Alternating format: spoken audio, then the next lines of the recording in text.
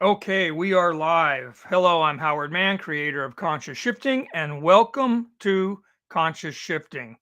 Before we get started, a quick warning and disclaimer: conscious shifting and all known side effects will improve your physical, mental, and spiritual health while providing the ideal environment for spiritual awakening, helping you live the life of your dreams, and influencing the world in a positive way.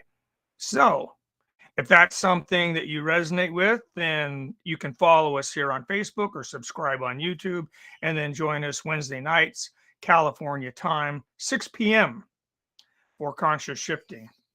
The way to communicate with us is through our live, through a replay of the live, or on any of the daily thought provoking posts. Simply put your question in the comment box, and we will respond from a spiritual perspective.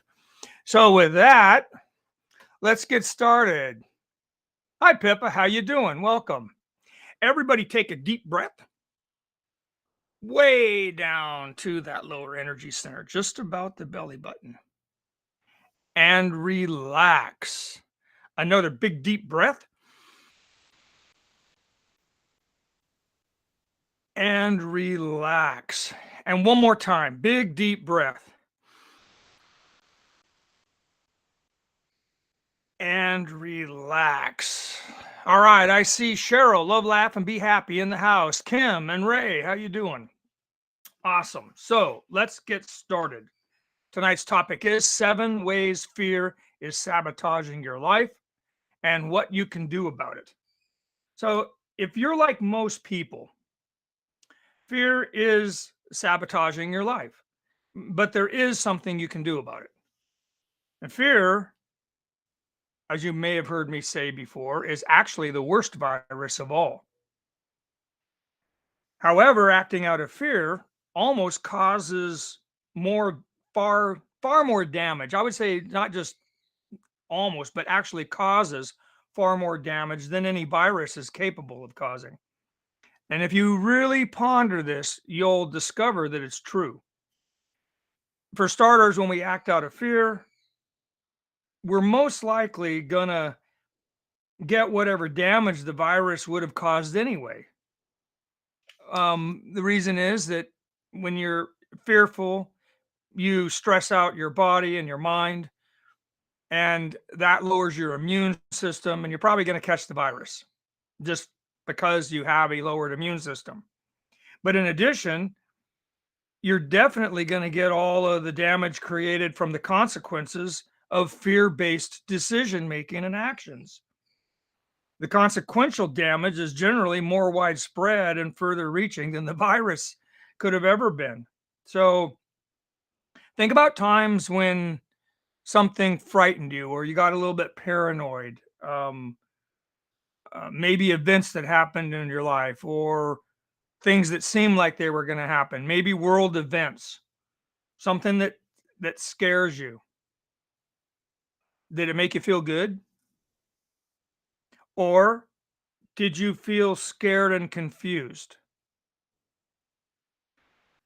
Now, if you answered scared and confused, do you think that contributed to good health? And how about that? Do you think that you made the best decisions in that state of mind, or that you just desperately reacted to your fear hoping for the best? Because that's not the way to make good decisions, is it? Hi Tina. And last but not least, how long did it take you to heal from the emotional damage caused from that fear? Or are you still suffering from it today? Because that's very common that once we get traumatized in some way that we carry it with us and then we react in a similar way, or at least those same emotions come up when anything reminds us of that. So perhaps you still have emotional wounds related to the fear, and that's manifesting many different problems in your life. So, are you tired of being a victim of fear? Well, There are 7 ways that we'll discuss. There's actually more than that, but you'll get the idea. There's 7 ways fear is sabotaging your life, and here's some ideas on what you can do about it. Hi, Tammy. How you doing? So number 1, fear sells.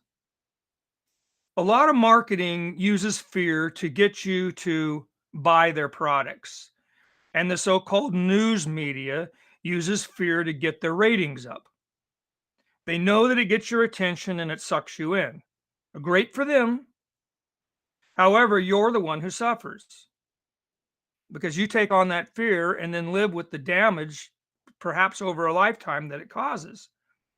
Now, the drug companies have pills to treat your related anxiety and depression, but is all of that really necessary? Here's an idea. Try avoiding all media for 2 weeks. Just don't turn it on. Don't read newspapers. Don't look at the news on your social media platforms. If you get notifications of that kind of stuff, ignore them. Don't turn on the nightly news. Don't turn on the radio and listen to the news. If you're listening to a station and they start in with a news break, change the station. Just do that for just 2 weeks. What you're going to notice is a tremendous difference in the way you feel. After that, once you realize how much it's sabotaging your life, limit your exposure to avoid stimulation or overstimulation, I should say, and all the fear that they monger.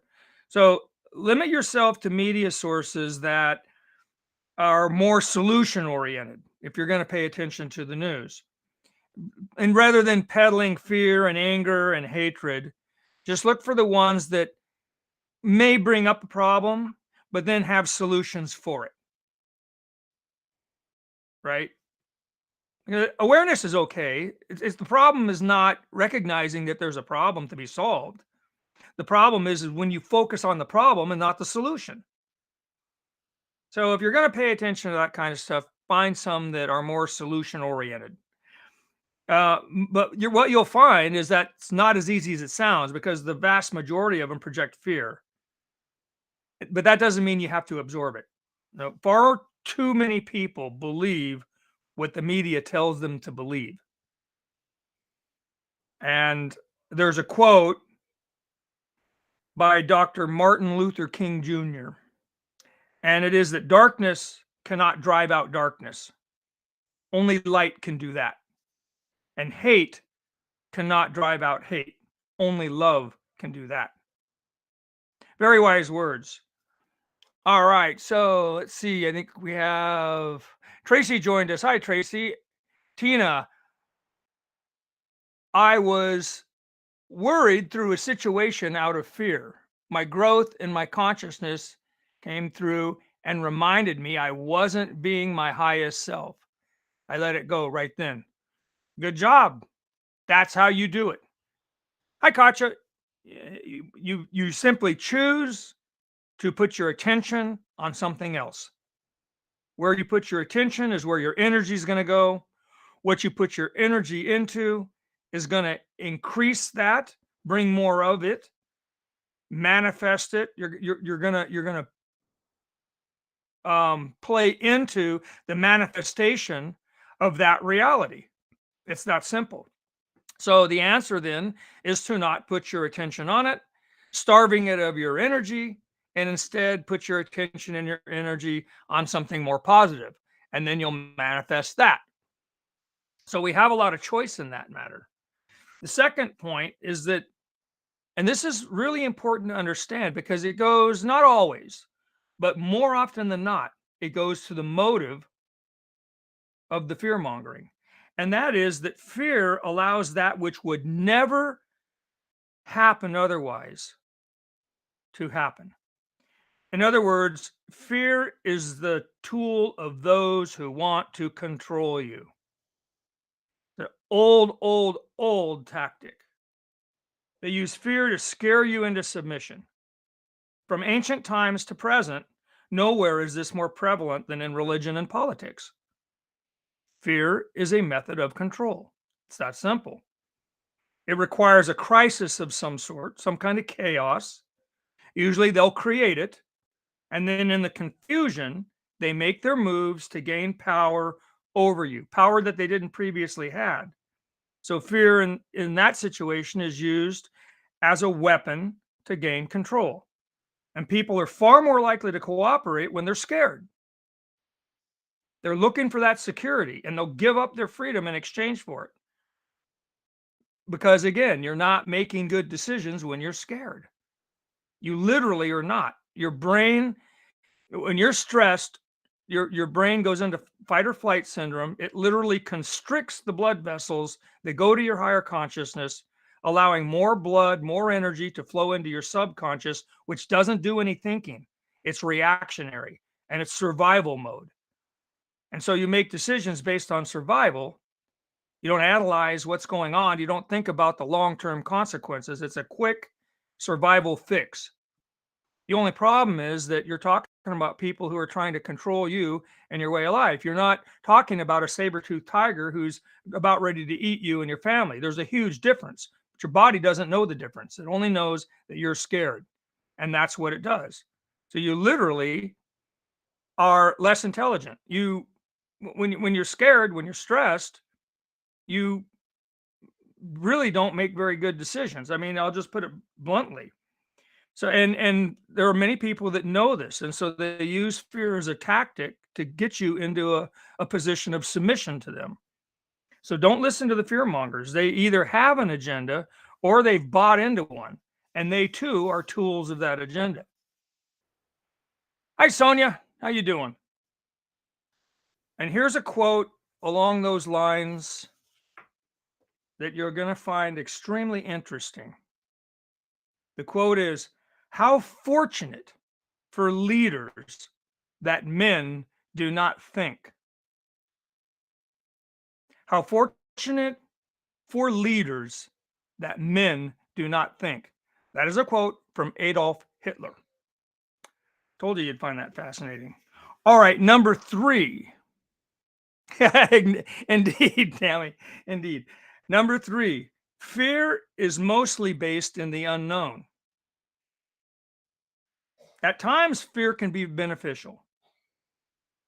There's something called rational fear, and that's the realization that you're stepping into potential danger, and then that fear allows you to avoid it, like a warning signal. But most of the time, what your fear is irrational, and that fear causes you suffering now over future unknowns.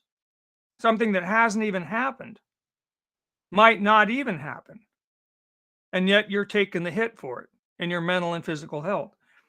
So, an inappropriate response to what might happen in the future is what most of the time fear ends up doing. And you can sit around and fret over all of the horrible possibilities. Um, in fact, you can drive yourself nuts with worry. And yes, once in a while, something horrible will happen. There's evil exists in this world. Unfortunate events happen for a variety of reasons, but most of the time they don't. You can sit around and think about a million things that could go wrong, and 999,999 won't. So it's a lot of worry and a lot of stress and a lot of health related issues as a result of something that never even materializes. In fact, the more, like I was hinting at before, the more you put your attention on something, the more energy you put into it, the more likely it is to happen, just by the very fact that you're putting energy into it. In other words, if everybody on both sides of a border believes that a war is going to break out, it's almost guaranteed that war is going to break out. But if everybody on both sides of those same borders in the exact same situation believe that they could find a peaceful resolution to whatever the issue is, then that's most likely what would happen. So the thing is, if you can avoid it, then avoid it. And if not, then you really don't have any choice anyway. So all the worry in the world can't change it. But of all the possibilities, only one is actually going to happen. And worrying about all the unpleasant possibilities only causes you stress, anxiety, and depression.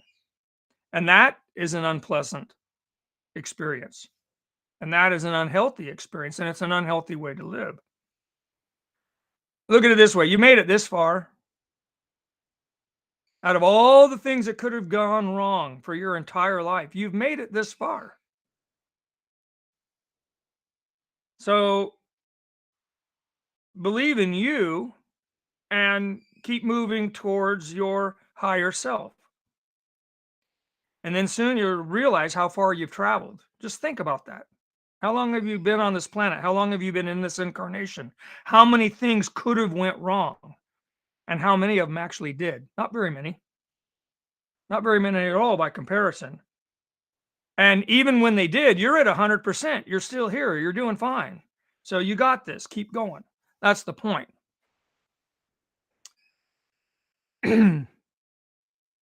Kim's asking, why do we sabotage ourselves like that, seemingly unconsciously? Past traumas or space cadets? Mostly past traumas. Mostly past traumas. You know, your natural state is one of peace. So anything that is unpeaceful is something that you've learned. And it could be, and often is, some kind of trauma.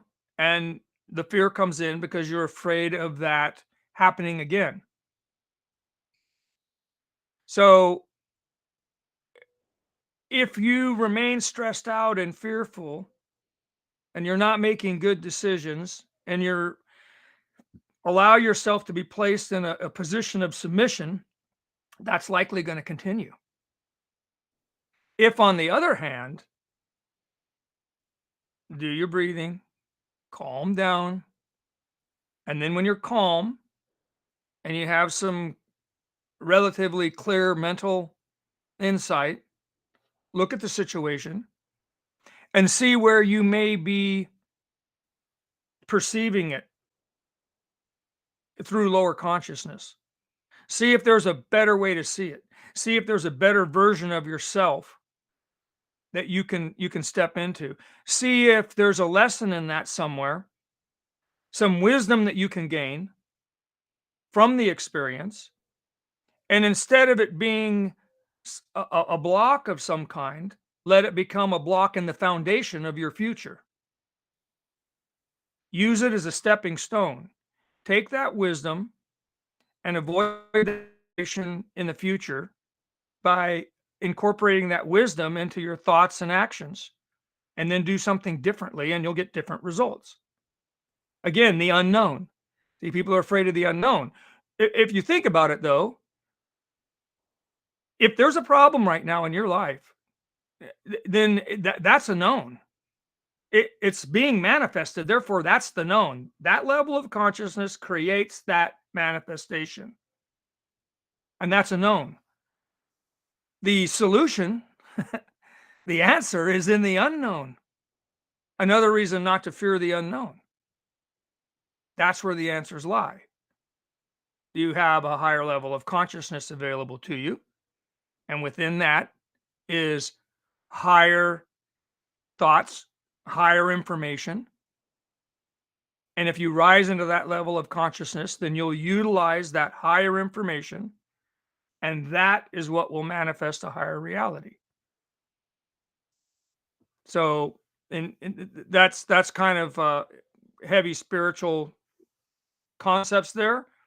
But just think about it like I gain wisdom from an experience. And so I change my behavior so I don't repeat that experience. Basically saying the same thing, just in much simpler terms, much less abstract. Good question. Tina, I've done that my whole life. Thankfully, I'm learning and growing. Well, there you go. And that's what life's all about. It's what it's all about. So don't be hard on yourself. I mean, growth is evidence of life. That's what you came here to do. So as long as you're growing, as long as you're learning, then That's all you can do, and that's what you came here to do. And that will result in your rising in consciousness and healing some of this stuff that's causing you problems. And your life experience in the future and in future incarnations will be much better as a result of that. So, a quote that I could use here would be one that says, "The best way to predict your future is to create it," and that's by Abraham Lincoln, our 16th president. And number 4, fear of failure prevents you from fulfilling your life's purpose. Living in fear causes you to either fail to see or fail to act upon opportunities. So failures are stepping stones to your future success. Remember, the harder the lesson, the bigger the opportunity for growth. So, the worst of times, given some time, when you look back on it, will in many ways be the best of times. Not while you're going through it necessarily, but what you have as a result of it. Life's about change, and without change, there's no growth. Growth is evidence of life. So growing can be painful, but stagnation is far worse and far more painful because you just continue to suffer. So those who tell you it can't be done are projecting their limitations on you. Don't accept them. Don't absorb them. Don't accept them as your limitations. Just because somebody else believes that, you know,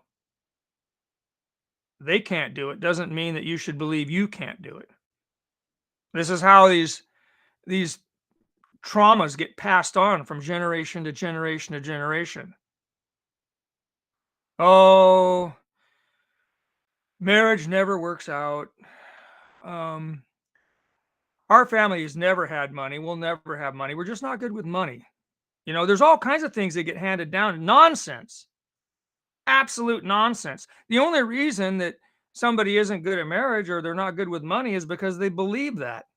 That's the only reason. And that's the only difference between them and people that are good at marriage and are good with money. They just have a different belief system. They're not superhuman. They don't have superpowers. They don't have anything you don't have. Or they don't have anything that you don't have.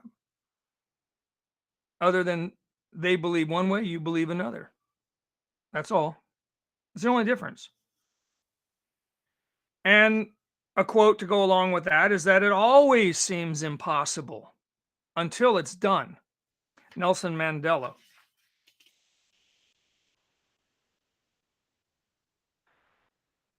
Tammy says she loves staying in the present moment, no dwelling in the past or future. Exactly. Life happens now and only now. This is the only moment that exists. It's the only moment that'll ever exist. The future is possibilities. The past is shadows. The only place life happens is in this moment. But I'll tell you this, that this moment, and here we go with these spiritual concepts again. This moment is the PowerPoint for all of your timelines. If you understand that time is an illusion, then by healing things in the present, it's like you're sending energetic commands into the past and into the future. You're healing the past in the sense that you're now allowing yourself to grow out of it. You're healing the future in the sense that the future is going to be better as a result of the healing that you're doing in this moment. And you're also healing all of this generational stuff. It's like you're going back in time and fixing all that, and all the future generations are not going to have that anymore. It stops with you because you've taken the initiative to heal what you can in the present. And this is a point of power. And it projects those energetic commands out into all the timelines, past and future. But life only happens here, now. It's the only place it can. Hi, Trey. How you doing? And now. That's it. Be here now. All right. So, number 6, fear of losing a relationship of any kind is attachment to the past. Speaking of the present, there's one for you. It's also an attachment to the physical world, which is temporary, it's fleeting, constantly fluid, and in a state of change. It's an illusion. But you're going to be fine. Just know that. Permanence only exists beyond this world. And in essence, you are beyond this world. In essence, you're a spiritual being. So while getting dumped and cheated on and divorced and all this kind of stuff, they're not fun, but they happen. In fact, they happen all too often. And they're either caused by your fear, their fear, or a combination of the two. So, and the ultimate, of course, is at least an attachment to this world, is the fear of death, and a lot of people have that. It's very common, but it's just a doorway. That's all. That's all it is. It we all come into this world. We're here for a while, and then we move on. Again, in essence, we're spiritual beings. We were here before this incarnation. We'll be here after this incarnation. This life stuff in the middle. It is what it is, and you know, although the mind body, this physical, it's like a car, really, that we're traveling around in while we're here. Physical death is inevitable, yet you're immortal. So you're, in essence, you can't be destroyed. You can't. It's like energy. Like Einstein said, energy can't be created or destroyed. It just simply transfers from one state to another. Well, this whole birth, life, death, that's all it is. It's just a transferring of consciousness from one state to another. You manifest as a physical being and do your thing here, and then you move on. Um, from the spiritual to the physical, and then back to the spiritual. And we probably do that a whole bunch of times before we're finally done with all of this self-realization. However, the pain that you pick up. Here's another way to deal with that. The pain that you experience in this world, you can transform that into passion and purpose, and you can use it to help others. Because if it's something that you've been through, you can communicate with somebody going through it unlike anybody else, and you can help them with that process. And that's a high spiritual calling. And it doesn't mean you have to write books or do Facebook lives, or become a priest or anything like that. Just in your day-to-day life, at work, in the grocery store, with your family, with your neighbors, whatever, just assist people where it's appropriate, not in a forceful way, but when somebody's in need, step up. That's all. So there's a quote that I like with regards to that, and it's, although the world is full of suffering, it is full also of the overcoming of it. That's by Helen Keller. You know who she was, right? Okay, there you go. Thank you. Yes, through pain, we can develop, as Trey says, develop incredible empathy and compassion. Tracy says, do good, be good, show love and compassion. There you go. Always, always. And that is a way of rising into a higher version of yourself. So here you are thinking that you're helping other people, but while in the process of doing that, you're actually helping yourself too. And everybody that comes after you and the person you're helping, they'll all benefit from that. People you will not meet, people that'll come after you move on, will all benefit from any kindness, any compassion that you show. So, number 7, fear causes stress. We talked a little bit about that, but prolonged stress, even if it's not excruciating stress, stress, if it's prolonged, is extremely unhealthy. Even mild stress, if prolonged, damages physical and mental health. And nearly all disease is the result of some kind of stress. The same can be said for mental disease and emotional trauma. They're stressors. And fear based stress can spread throughout the world like a virus. You've seen it. And that fear and the decisions that are made as a result of that fear almost always causes far more damage than whatever it was that was causing the fear. But the truth is that it's that's the truth. That the fear is actually far more damaging than what's causing the fear. Almost always. Fear knocks you out of balance, and it results in poor decision making and a jeopardized immune system. And needless to say, poor decision making and a jeopardized immune system make you far more likely to make a mess of your life, have an accident, contract a disease. And while you might catch a virus, for example, and if you do, you might get sick, fear will, without a doubt, cause all kinds of problems. And many of those problems will continue throughout your life, as well as through the lives of those that you influence.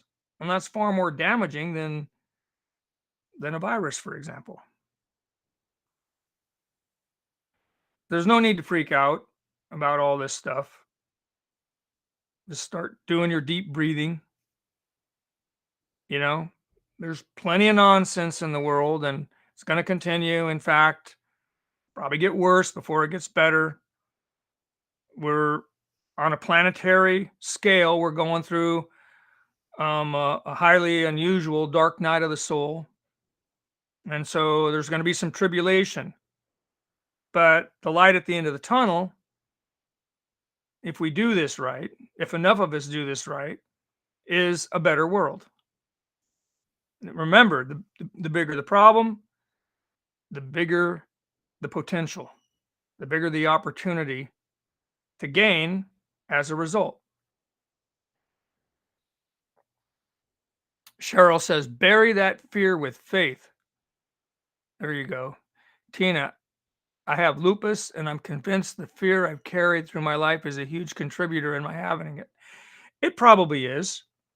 And fear comes in a lot of different ways. Some of it's subconscious. You may not even be aware of it. But to the extent that you can notice when you're getting scared, when you have thoughts or emotions that rise into your consciousness that are troublesome, and you can do some inner work and resolve those, dissipate that stress, you'll feel better. You'll feel better. It will absolutely help. Certainly won't hurt. At least you won't be piling on with more stress. Some of you know, I a few years ago had cancer. You know, I mean, here I am, this spiritual guy. I'm well trained in the martial arts. I work out. I meditate. For the most part, I'm a very calm person. But there was unresolved, and I've done the inner work. I know what it is. I sat with it many occasions, and we'll do a live on it. I'll show you how the process works. But you go deep inside, and in a nutshell, look for other events and people that remind you of that give you the same sorts of feelings. And you trace it back to events in your life, events that you didn't process, that you didn't heal from, that you're carrying with you. And when you carry negative emotions, you've absorbed and suppressed the toxic energy that's associated with those negative emotions. That book Rise, the second book I wrote, that's the reason I wrote it, was to help people with that, because that toxic energy is going to cause problems. It's going to manifest somehow through your life circumstances and often through disease.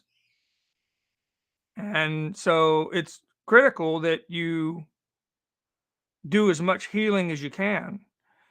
Even if you can't cure a disease, you can heal. You can heal the root cause. So at least, and that's permanent. Curing is like, okay, the physical body's rid of the disease. That's great, if you can do that. And sometimes healing results in a cure. But the healing is the more important part of it, because that's what was causing the problem in the first place. And once you're healed for the rest of this incarnation and any other incarnations, and whoever you influence. You don't spread that, because we tend to pass that negative stuff on. And that toxic energy, it's toxic. It causes a lot of problems. So we'll do some lives on that. But yeah, there's no doubt in my mind that all disease, without exception, is at least in part due to that. And there are some other things, and they are in and of themselves the other things, stressors. But that emotional thing, I'll bet you'll find that there almost everything that's happened that's unpleasant, every problem you ever had, there's some negative emotions involved in it. And it's that negative energy that's causing the problems. Trey says trauma response. Exactly. Tammy, resentments can kill. That's it.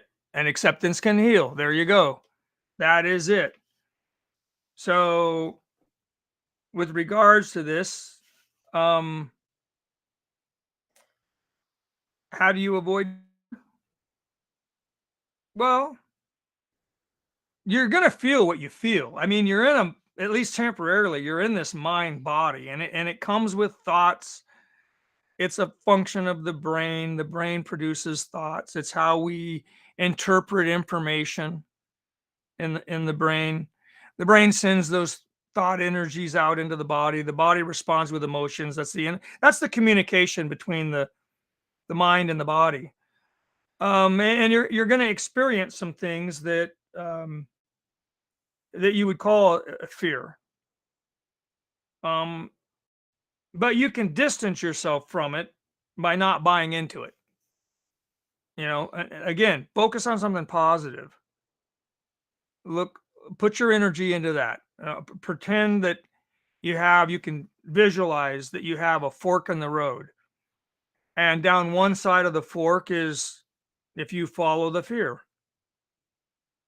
And down the other side of the fork is if you see the same situation, but in a more positive way, if you focus on a solution, or at least the possibilities of coming up with a solution. And just mentally travel down both sides of those forks a little bit in as much detail as you can. See how it feels. And which one would you rather manifest? I think the answer is going to be obvious. So pick that one and then put all your attention on that. That's how you deal with it. You focus on something positive. You use the power of the mind to manifest a solution rather than to energize the problem and build it up into something more than it has to be. So, in other words, hopefully no kids are listening right now. Don't focus on what sucks. Focus on the possibilities. Because you hear people say that all the time. Oh, this or that sucks. Well, what do you think you're manifesting with that one?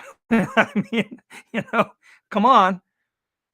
Focus on the possibilities. So there's a quote: surround yourself with what you're trying to become, not what you're trying to get away from. And that one's by Amy Halpin. Good quote. So with that, Cheryl says that she can relate with fibromyalgia. It began years ago with much stress. Now I'm able to deal with stress much better and find that my fibromyalgia has gone into remission. There you go. Testimonial. There you go. That's how it works.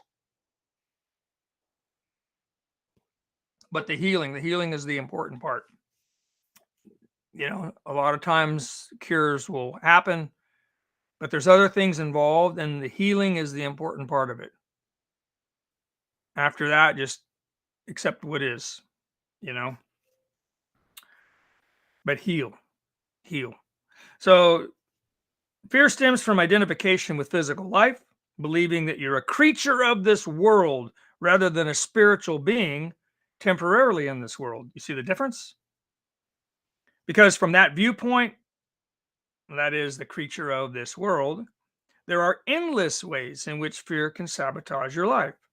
For starters, you'll believe that any harm to your mind body harms you because you're one and the same. Furthermore, you believe that there's no spiritual connection between you, others, and God. Not to mention that when this physical life ends, you end with it. However, you can stop fear from sabotaging your life. When your viewpoint shifts to that of a spiritual being experiencing life through a physical body, and see the difference? Instead of I am a physical body, I'm a spiritual being expressing myself through a physical body. It's entirely different. And what ends up happening when you shift your viewpoint, when you rise in consciousness, that fear transcends into love. The fear was based on the separation, love being based on inclusion, oneness consciousness. The love is the opposite of fear, and love is revealed by actions. The tree will be known by the fruit that it bears. Let's not forget that in doing, we become. So if you act on fear, you become that fear. Then that fear spreads through you, and you in turn spread that fear unto the world. Therefore, act on the opposite, act on love. Tearing others down is the problem, building others up is the solution. Fear is constricting, while love is expanding. Fear is divisive. Again, that separation thing, the fall from grace, divisive. So think about that. Anything that divides people into groups by any measure is ego based. Love, truth, oneness consciousness is inclusive. There are no divisions. Kind of like you can put on a different pair of shoes, you can go barefoot, but it doesn't change who you are. It's kind of the same thing. It's just apparel.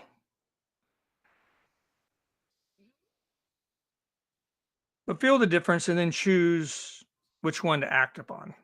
Love is healing and love is all inclusive. And I think you'll find that if you really think about it, that's where you want to be.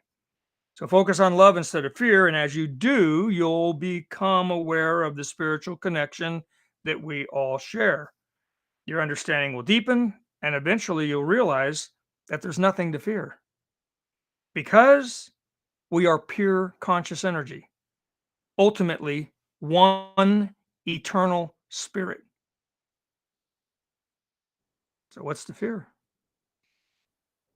Because everything else is an illusion. Everything else is the lie. Everything else is the fall from grace. The higher reality is that ultimately we are one eternal spirit. We don't even have a mind body. So how can it affect, how can it affect who we are? It's not who we are. Like I said, it's like changing your shoes. You want to wear boots or tennis shoes today, maybe flip-flops, maybe go barefoot, but it really doesn't have anything to do with who you are, right? So the bottom line is that fear is the worst virus of all, and the cure is love. So focus on that. All right, we'll move on to a healing circle. Let me see if there's any last questions. Cheryl says what we visualize, we manifest. Indeed. Tammy, attitude of gratitude. There you go. And Tina says that thanks Cheryl for sharing, says that she has fiber too. Trying to learn to control stress, fear, etc. Glad you're doing better. Yeah, and that's it. You know, you'll feel better. You will. Um, start with the breathing exercises. You know, and you can go to you know what? If you want, you can go to. I'll tell you something. I don't bring this up very often because I'm not. I'm going to start working on it. Once I get this third book published, I'm going to rework the page. I'm going to rework the website.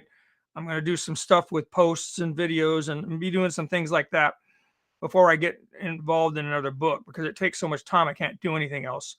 But you can go to the website and in the menu, I think it just says healing exercises. And if you click on that, it'll take you to a page and there's a bunch of them. And the website is consciousshifting.org.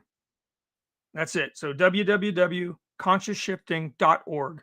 And I think if you, from the Facebook page, I think you can click on, it tells you the website. I think if you click on it, it'll just take you there. But there's some healing exercises. But what I was going to say is there's one of them is a meditation, very simple. If you just do that a few minutes a day, you'll find that your fibromyalgia starts really improving. But there's some other stuff on there you could look at too. Tammy says, preferably high vibration spirituality. There you go. Thank you, Cheryl, and everybody. All right, so let's move on to a healing circle. Let me get this one up here. There we go. All right, so everybody gather around, comfortable upright position if you're able. Join hands, forming a circle. That's it. Everybody in. Now gently close your eyes and your mouth. If you can, if your nose is broken or something, don't worry about it. But generally, breathe through the nose, down to an area just below the belly button, and then exhale back out through the nose. That's deep breathing. That'll calm you down and rid you of stress. Just that alone. Again, inhale peace all the way down, and then exhale tension. Inhale peace. And exhale all stress. Just let it go on out with the breath. Let go of it. Does not serve you. Inhale peace. And exhale all worries, all troublesome thoughts, anything that you no longer want to have in your life, just let it go on out with the breath and continue breathing on your own. Settle into the relaxation. Just let it happen. Don't expect, anticipate, don't force. In meditation, just chill. You can observe thoughts and emotions. Don't resist them, but don't engage them either. They're nothing but clouds floating by. That's all. So fear stems from identification with physical life, and believing that you're a creature of this world rather than a spiritual being temporarily in this world. If you were a mind body, then any harm to your mind body would harm you. Your mind body can get sick, it can get injured. Eventually it's going to expire. But you're a spiritual being, not a mind body. You have a mind body, but you're not a mind body. So anything that happens to your mind body only affects your mind body, not you. Spirit cannot get sick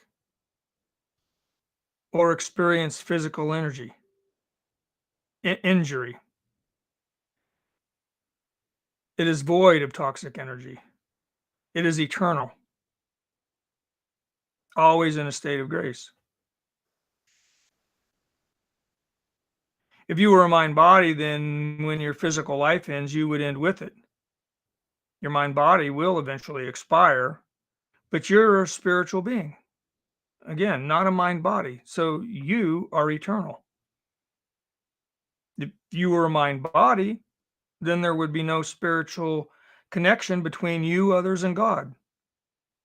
But you're a spiritual being, not a mind body. Ultimately, there is only one great spirit. You are part of it, and it is part of you. Fear is scary and constricting, while love is beautiful and expanding.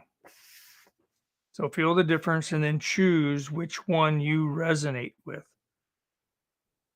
In other words, which one do you know to be the truth? Which one feels like home? When your viewpoint shifts from a physical mind body to a spiritual being experiencing life through a physical mind body, fear transcends into love. Love is all healing and love is all inclusive. So focus on love instead of fear. And as you do, you will become aware of the spiritual connection that we all share. Your understanding will deepen, and eventually you'll realize that there's nothing to fear. We are pure conscious energy. Ultimately, we are one eternal spirit. And so there's nothing to fear. Let's just sit with that for a minute or so, and then we'll continue.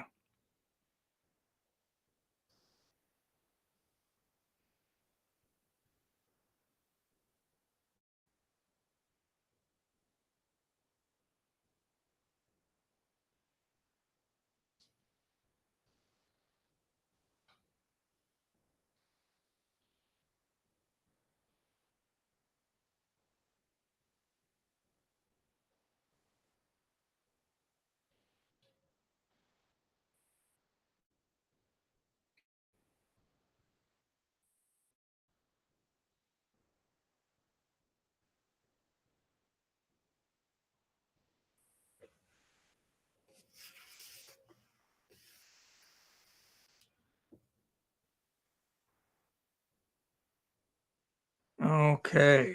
So fear is by far the worst virus of all. The cure is love. Fear stems from the belief that separation has occurred, separation from higher self, others, and God. That's a scary place to be. But this is impossible because you are part of the Great Spirit.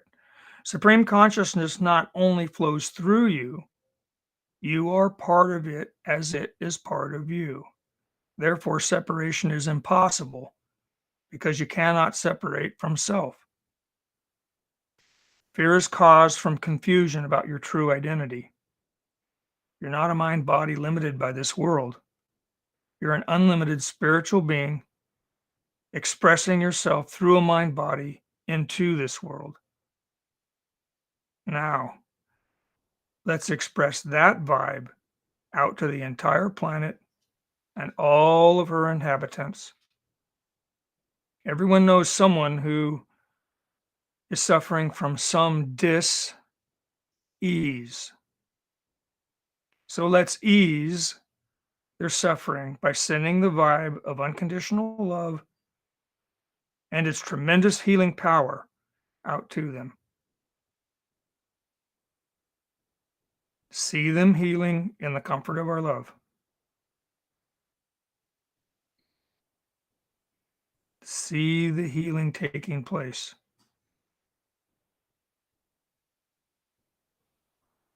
See them as healed.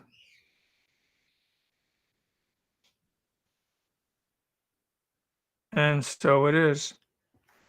All right, slowly open your eyes and we can wrap it up unless there's a last minute question. I don't see anything. So with that, Thank you, Cheryl. The honor's all mine. Tammy, the same. All right. I honor the God within you. And remember, until the next time, the only way to bring about the greater good is to be the greater good. Good night.